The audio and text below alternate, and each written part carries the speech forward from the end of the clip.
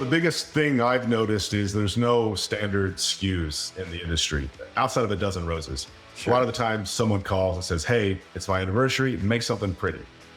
And, there's hundreds of different types of flowers. Some carnations are a lot less expensive than a peony. So if you stick a dozen, we call it overstuffing. Sure. You have $75 on the arrangement and designers just put in what's pretty rather than what's profitable. Sure. So they'll put in what we deem $75 for the flowers. They'll be like, this isn't pretty enough. Let me add 4 more stems. And they step back, still not pretty enough because this customer has been, my grandma owned the shop before me, and this customer's grandmother bought from my grandmother, and we have to really take care of them. You're not selling cans of Coke. A can of Coke in convenience store A in Texas is the same as the can of Coke in convenience store B in Florida. So the industry term is overstuffing, and that's how your COGS get. A lot of people think, oh, if I want to improve my COGS, I need to buy things cheaper. But here it's just you need to control what goes out the door in your SKU selection. How do y'all do that across all of the stores you own? We simply benchmark it. So we say, hey, you had $5,000 of flowers delivered this week. Well, your merchandise sales are expected to be this. If you hit your benchmark's 15%, if you're within your benchmark, then we know you're probably not overstuffing. If we look at your benchmark and you're creeping into the 20s, we know to not focus on we don't try to perfectly control the 30 stores. We look at the one, hey, what are you doing? Practices. Yeah. We bring it in. And so our entire business is run off of zero-based budgeting benchmarking. Okay. And I guess that so gets I'm back not to your accounting days a little bit. Yeah. Coming from a finance background into the floral industry, I know that you had a pretty interesting kind of first acquisition. Do you mind walking through that a little bit? Yeah. So I just was on Biz Buy Sell, and at the time working in Houston, and couldn't find anything in Houston to buy. So I was young, single, no kids at the time. Yeah. So I opened up the filter from Houston to Texas to nationwide, and I found a shop in Arizona. And I was like, oh, this will be fun to live in Arizona for a couple of years. Yeah. So I just filled out a typical NDA, got the broker, asked a few questions, and a couple of months later, ended up calling my parents and telling them I quit my job and bought a flower shop. Packed a suitcase and flew out the next morning. So it was probably the most expensive acquisition I've had. I way overpaid for it. Didn't know what I was doing. Didn't ask the right questions, but I learned a lot, I guess. And it's good to learn on your first deal than your 40th deal. So hard to say I regret it, but when you go back in time and say, oh, what would you change? I'd change the way I did the first deal for sure. Sure. Nowadays, what are you typically looking for in an acquisition? 99% of it is just revenue. We know that if this is the top line revenue, this is what we can make. So we're not concerned if you're, writing off your cars and paying for grandma's cell phone and everybody's health insurance. The beauty of that is 98% of all the business is credit cards. So you have a third party verification. You're not dealing with trying to reconcile cash sales. Sure. So we look at revenue, and most of our offers are just a percentage of revenue. Yeah. Coming off of that. What is the revenue breakdown in the industry? Like imagine a decent number of them are in small towns and it's a couple $100,000 of revenue or something like that. But yeah, the typical, you've got some industry associations that put out surveys, and they say that your average flower shop in America is grossing, between 300 and 400. Okay. Is there a size range that y'all focus on? Yeah, to go into a new market, we typically want to see around $1 million in sales. It's really hard as an absentee owner. I don't think you can make money under 600,000 in sales being absentee. Sure. So if it's already in a market we're in, and then we'll go a little lower. We've got some deals where someone's closing, and maybe they were doing a couple 100,000. We just buy their domain and their phone number. Don't really operate the business, and that's easy. We would never do that in a market we weren't already in. But if we've already got logistics, supply chain to a city or an area, then we're probably a little more flexible in our requirements there. Sure. Is the population size the big driver of revenue in terms of you look at the ones that are more 3 or 400,000 versus 1 million, or is it something else? Not necessarily. I know a lot of stores in big metro areas, Houston, Dallas, San Antonio, Chicago, that are doing 300,000. And I know stores in small towns of 75,000 people that are doing over $1 million. Oh, wow. Really, that comes down to the owners, how hard they Sure. work, the community. We've come across people that are in, basically leading every association, this business council, and they've built up a nice little business from the top line side. When we were first chatting, you had mentioned the average arrangement has been touched something like 5 times by the time that the customer gets in their hands. Where's that coming from? So most of your flowers that end up in a flower shop are grown on a farm in South America. So your farmer in South America cuts it. He takes it to the airport. All those flowers get flown from South America to Miami. So your cargo agency has to receive them at the airport, put them on the plane, fly to Miami. When they get to Miami, they take them to an importer who's got to clear through customs, through ag inspections. Then they've got to take it over to the trucking facility. And then that trucking facility ends up, some people fly flowers. If you have enough volume, you truck. Sure. It's cheaper. You keep the cold chain. That truck will then proceed on to a local wholesaler.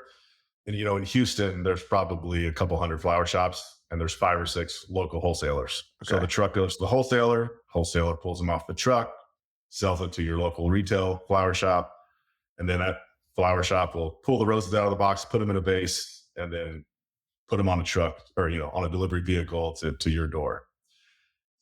So there's a lot of everybody's taking cuts in between. And that's why, yeah. And that's why people wonder, why are flowers so expensive? But there you go. So now you know. Yep. When you think about y'all's supply chain, are you typically trying to work? I don't know. Are there wholesalers throughout the country that you can kind of rely on, or within each pocket of stores that you own, are you trying to find a local wholesaler that's kind of locally owned and operated and negotiate with them? We buy direct from the farm, so wow. we've bypassed. We still have to deal with the freight forwarders and the cargo agencies, but when you take out the logistics of it, the supply chain is usually farm to importer to wholesaler, wholesaler to retail flower shop. So we've cut out the importer and the wholesaler in our supply chain, which has given us a lot more margin. That's awesome. How long do flowers keep from the time they're cut on the farm? So I mentioned cold chain earlier, which is just a refrigerated trucking, keeping them in a cooler. We can get 10 to 12 days out of a flower from the cut cycle. When you get into Valentine's Day, it's 14 to 20 probably. But, we get our flowers probably 4 days after they're being cut. And then we guarantee, not many people do this, but we have a replacement guarantee on every flower we send out the door for an additional 7 days. So the flowers we get are usually 3 or 4 days fresher because they're not sitting at an importer in Miami. They're not sitting at a local wholesaler in town. It's coming straight through the supply chain on trucks and transportation to our individual stores' doors. So we've not only do we get things cheaper, but we also get things 3 to 4 days fresher. Sure. In terms of the revenue breakdown, is it largely customers coming in and ordering flowers for a special occasion, or how do you think about that? Birthdays are our biggest when you section it out by occasion. Just everyday birthdays, get wells. You have quite a bit of sympathy work with funerals and such. We don't do a whole lot of weddings and events. That's obviously another big section. It's just something we've never focused on and wanted to focus on. There's a subset of the industry that is, kind of a studio florist where that's all they do, and they're much better at it. And it's some very creative work, but we prefer the bread and butter, $75 arrangements going out the door. Yeah. On any given day. And I know there's been changes over the past decade or two in terms of online flower orders and these different networks. What percentage of the business typically is coming in from a customer that lives in town directly to y'all versus through one of these online platforms? There's no real standard there. Some stores don't take any of that business, and other stores are built on it. It's a different part of the industry. They get a bad rap, but they're there to serve a customer that normally wouldn't be your customer anyways. They have a lower price point. The same florists that complain about these companies are the same florists that are buying all their supplies on Amazon, and they go to Priceline when they want a hotel. Sure. So, but they don't really think about all they're doing, for lack of a better word, sound hypocritical. So we do quite a business. It's a they serve a different customer, and they have a lower price point that a lot of florists aren't willing to work with. And there's plenty of customers out there that prefer a lower price point though. So Sure. we do a lot of business with them. They're great to work with. You just have to, and again, that goes back to treating it like a business. A lot of florists complain that they don't have enough sales. And then you have these companies trying to give you sales, and they're like, well, we don't want those sales. We just want, what we deem as good sales. Right. So, Right. And from a consumer point of view, I know you broke this down for me when we first chatted. There's kind of three options if you're going to get flowers. It's some of these companies that do kind of like end-to-end fulfillment where they're shipping it to you. And then these networks are almost like OTAs in the travel space where you're going on there to shop for flowers. And then obviously you have your local floral shop. Do you mind just kind of walking through in a little bit more detail how that works? yeah. So your lowest price point is going to be buying from one of these online marketers that are going to ship the flowers in a box. You can probably get something for $30, $40, going to land on the porch. And it's similar to a consumer bouquet at a grocery store. So Sure. rather than going to the grocery store and getting that type of bouquet, you can get it shipped to your house. Then you've got the aggregators that have connections in every single town. So if you live in Houston and you want to send flowers to your mom in Oregon and you don't know any local florists in Oregon, you go to the aggregators, 1-800-Flowers, FTD, put your order there. And then, they have all these algorithms that, hey, we know that these flower shops, we don't have a whole lot of complaints or returns of them. So we're going to get your order. We're going to send it to this store in Oregon because, me as a consumer, I don't know any stores there. I don't know who's good, who's bad. And they have a lot of business going to the area. So then they're going to make sure it lands at a florist that's going to make sure your order is taken care of. And if you live in Houston, and you want to send flowers to Houston, and you've been around the town, the city for years, and you know a good brand, then you'll likely call a local brick and mortar florist, and they'll take your order and get it sent out. Sure. And on the OTA or these kind of aggregator sides, are they typically taking some percentage of revenue similar to other aggregators? Yeah, it's just like Amazon or Priceline. They have a marketing fee that they take out, and the number. A lot of florists balk at the number, but credit card fees nowadays, that could be 3%. So they're clearing the credit cards, they're paying for the Google ads, they're paying for the customer service folks that are taking the order. It costs money to take an order. So, we take all that into account. And at the end of the day, we do quite a bit of business with them, and are pretty successful. It's just, Sure. you have to, again, you have to treat it like a business. Right. Speaking of that, you're probably one of very few people in the U.S. who own dozens of flower shops. Yeah. What are some of the kind of benefits that you've seen with scale over the years? Buying power is an easy one. That's low hanging fruit. The the most obscure one is having your own data to benchmark against. There's all these floral Facebook groups where people ask for advice, and people say, "Oh, your payroll should be 35% of sales, and your cost of goods should be 30% of sales." And we have our own data, so we can, if 25 of our stores are hitting a 15% benchmark and 5 are hitting 25, we can go to those 5 and say, hey, let's work on this. And inevitably you have someone that's like, well, that's impossible. And we say, well, no, it's not, because we've got 25 of our own stores hitting this. So then we connect the two stores. Or, okay, store A, why don't you talk to store B, see what they're doing to achieve this number.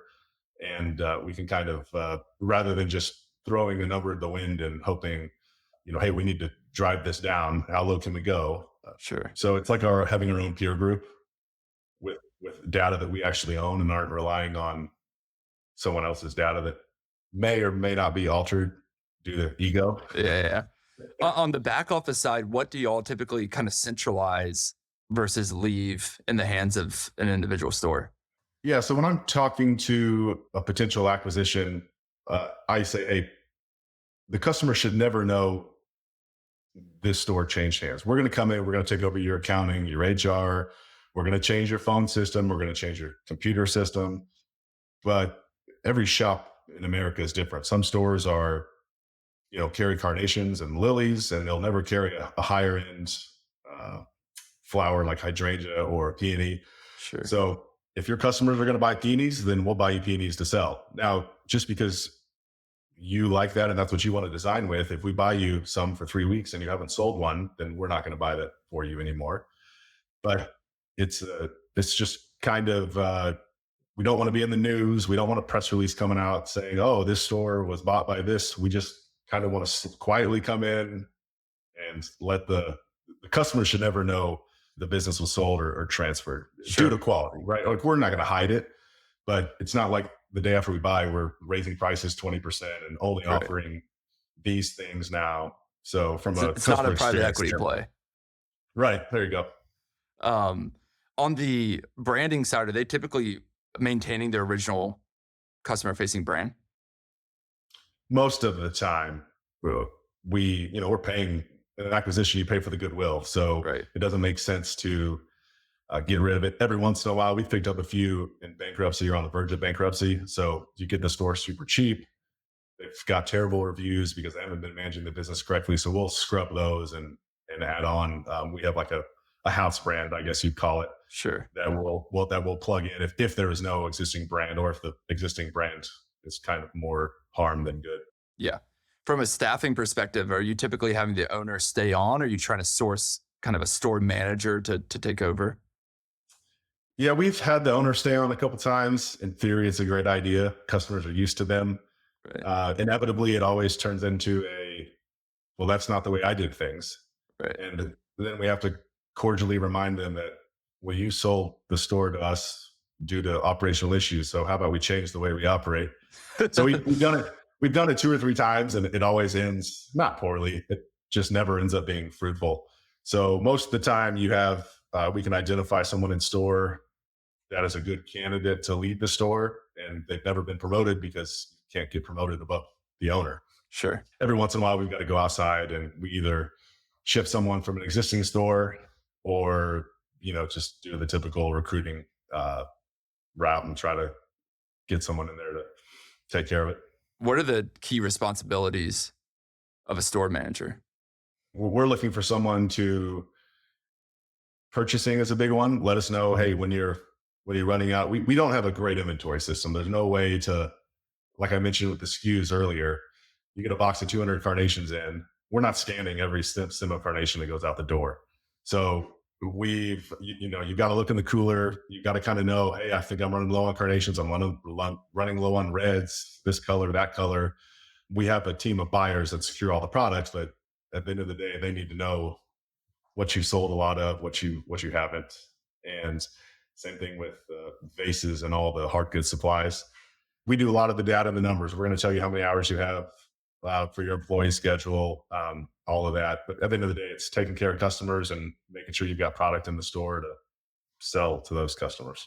How important is hiring? Like, is there decent turnover for the designers or less so? We have a fair bit of turnover because we push designers. If you come over from a store that's more interested in the artistic perspective, like Sure. we basically run a manufacturing facility that happens to manufacture floral. So you come in, our standards are a little higher. We're going to ask you to hit some benchmarks, and if you've been working across town, and the most important thing was for you to make sure the customer is happy, Sure. then you're going to slow down. You're going to work a little bit slower. So we have a fair amount of people we hire with experience, and they're like, oh, this isn't the environment I want to work in. I want to Right. play with flowers all day long, and we don't play Yeah. with flowers. Yeah. Yeah. Yeah. And we have other people. You have a chance to make a lot more money with us, though. So the people that come in that are motivated financially, they tend to stick around a lot longer because we're going to provide you the opportunity to earn more than a typical flower shop. And what does that look like? Is it kind of commission based or is it on an hourly basis you're able to pay more? Both, but we rely heavily on commissions. Basically, we can track what every designer produces, and at the end of the day, we need you to hit. You should be producing 10 times what you're paid. And if you're above that, we comp you. And it's like, it's not a flat bonus. It's a, we basically share the percentage. So I would say we've probably got some of the highest paid designers in the country for sure, but they work hard. Right. That's awesome. Zooming back with 30 units and counting, I think you have a number that you'll add to that number this year. What are the KPIs or the metrics you're looking at on like a store level? Obviously, like the COGS, perishable COGS percentage is one. What else is important? Payroll. So if we control payroll and COGS, everything else falls into place. Your utility bill is never, it's always going to be within $100 probably. Your rent, your facility expenses aren't going to change much, but your cost of goods and your payroll can easily fall out of whack. And I mean, that's a majority of the bankruptcy type issues we deal with. We're looking at one right now. Her cost of goods is like 45%, and our cost of goods run in the low 20s. And so and then another one is payroll. You've got, if you're anywhere in the mid 30s of payroll, there's no way you can be profitable. Sure. So that's what we score those things every 2 weeks, every single pay period.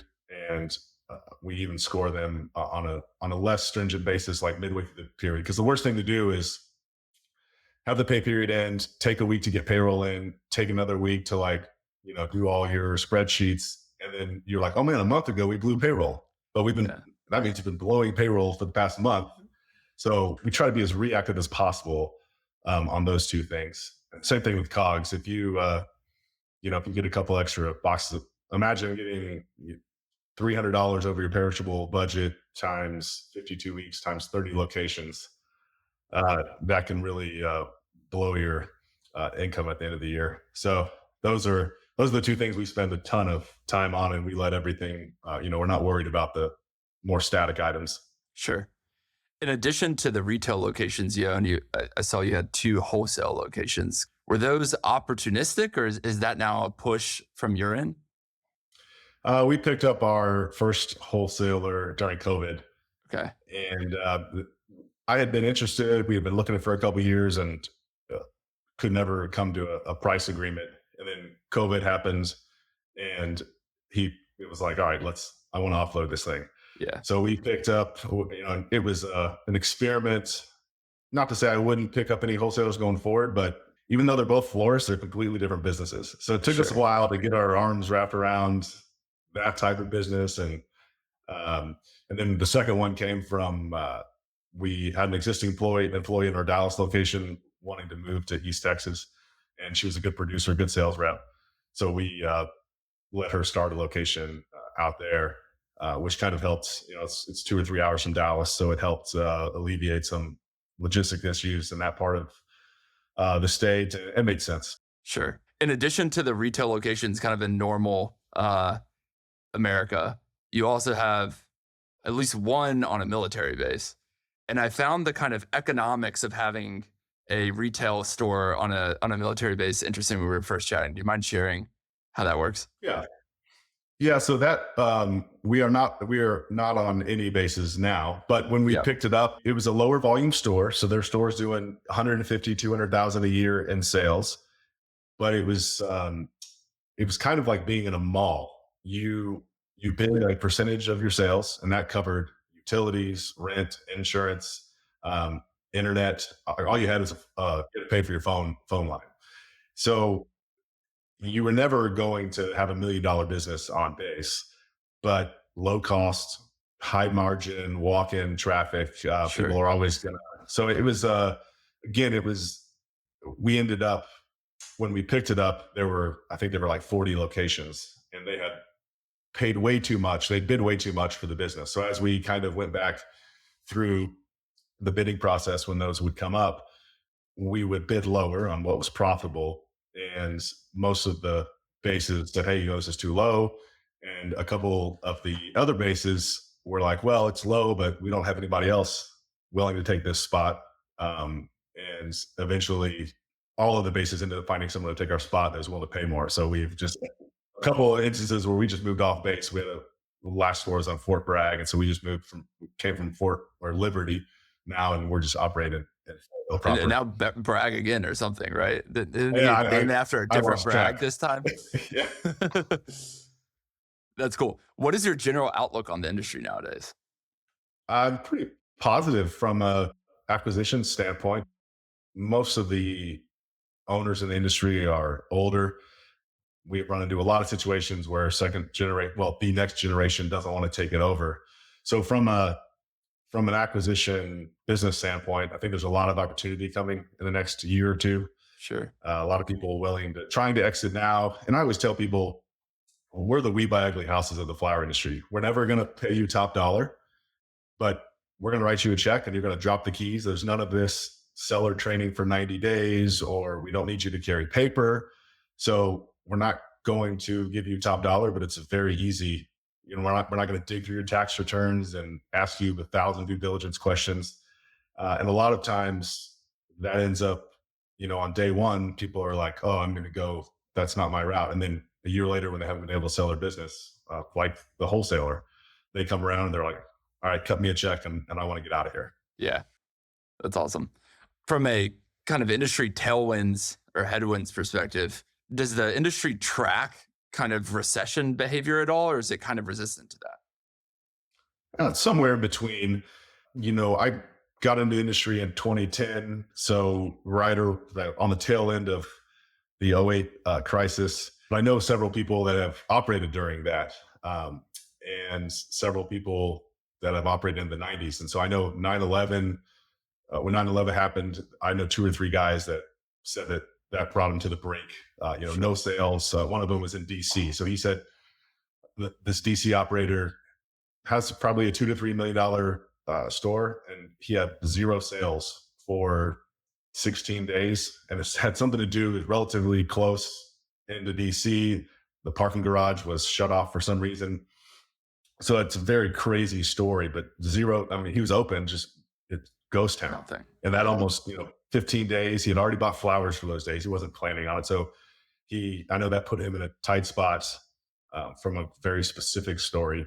And then through the '08 crisis, and a lot of people, 30-40% declines in stores. So I've never experienced that from 2010 on. Sure. COVID was a very good time for the industry. It was more of I can't go visit mom, so I'm going to send her flowers. So I know a lot of you don't really rely on walk-ins. It's not a restaurant business, so a lot of there's not a high risk of being shut down and only having so many people like restaurants were having to do. You would show up, put your design tables 10 feet apart from each other, and go about your business and get them delivered. So that was two kind of different viewpoints. A lot of florists. I noticed a lot of florists driving new vehicles during COVID, and all of a sudden they were upgrading. And when you get to the acquisitions pre-COVID, you would, okay, what are your annual revenues when you're looking to sell? And they would say, well, in 2005, I did 3 million a year. It's like, okay, what'd you do last year? And Sure. they're like 400,000. Yeah. And then what happened in COVID? You were like, all right, what are your annual sales? And they're like, well, the past 6 months I've done this. I was like, no, let's go back to 2018. I want to know what you did in 2018. Sure. And then on the tariff side, given that some of these flowers are grown in South America, has that impacted at all? I don't even know if they're assessing tariffs on flowers or what they're doing currently. Yeah, I think they're a part of the pause. Ecuador and Colombia aren't on that reciprocal list.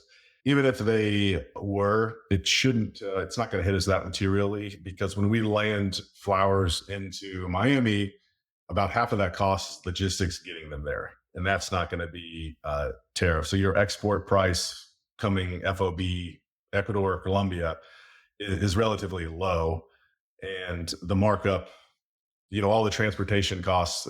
So we'll buy a rose for 40 cents from the farm in Ecuador, Sure. and that's going to cost us 80 or 90 cents by the time we get it to our door stateside. So a lot of people are worried that 10% on the number they buy it, but that shouldn't be what the actual tariff is. Yeah. Not to Okay. say some of the middlemen aren't going to take advantage of that. Sure. If you were chatting with someone thinking about buying a floral shop, what advice would you give them? The two things I always ask obviously revenue, but what split of that revenue is local derived from your own customers, and what percent of that is derived from the aggregators? You're paying a commission on the aggregators. Those aren't really your customers to begin with. They're the aggregators' customers. So when I'm making an acquisition, I don't really value, unless you're swiping their credit card and you have their customer info in the database, I'm not really valuing it from, you could have $1 million store. If 500,000 of it is local credit card customers, 500,000 is, from an order aggregator, that's not $1 million business. And the other one is, I don't like owners that are overly involved in the community. Sure. I backed out on an acquisition one time because I did a site visit. I walked down the hallway to the owner's office, and I just saw newspaper article after newspaper article. They had gotten a historical city tax credit before they renovated an old building, so it was everywhere. And in my mind, I'm thinking, oh, like the day he sells, the front page of the newspaper is going to say, "Oh, this guy from out of state came and bought our beloved flower shop," and Right. then everybody's like, "Well, I'm going to buy local." Right. And so that was, I'm very, I want the owner that works 12 hours a week. The existing team is used to like them not micromanaging. So there have been several times where we've come into an acquisition in one city, and I call the owner and speak to them, and he's like, "Oh, I'm at my house like 5 states away." I'm like, "All right, this is the business side. That increased the value." Sure. You're relatively young and have done a lot here in the floral industry. What's your North Star? Like, I know you have a number of acquisitions in the works right now, but I imagine a lot of the skills you've developed here could be applied to a bunch of other industries as well. Yeah, so we've been approached a few times by private equity, and that's how I landed on I think we share similar thoughts on private equity. Sure. And my number one question was, what am I going to do next? I don't believe I can do the same thing now that I'm married with kids. I couldn't do what I did starting at 25 and rolling it up. I mean, I was sleeping on air mattresses in stores, just crazy cost savings. Yeah. Uh, not Whether it's I couldn't do it or I don't want to do Yeah. it. So, and you've looked at, so yeah, I don't know. It's that's one big question. If I cash out, I'm going to get bored, and Yeah. I don't know what I would do. So I would tinker around. We've done a good job with flower shops, but I don't know that would translate to many other industries. Sure. Have you been able to, I don't know how old your kids are, involve them at all in the business yet? No, I'm counting down the days though. The oldest is 6. Okay. So she's, All right. she's quite a bit of ways from being able to help. I did notify my wife that, once they reach high school, there's nobody's going to school on Valentine's Day. They're working at this. Yeah. Call out sick that day. I love it. Awesome. Well, Kyle, this has been a blast. I've learned a ton, so really appreciate you coming on and chatting about the floral industry with me. Yeah, appreciate it. Enjoyed it.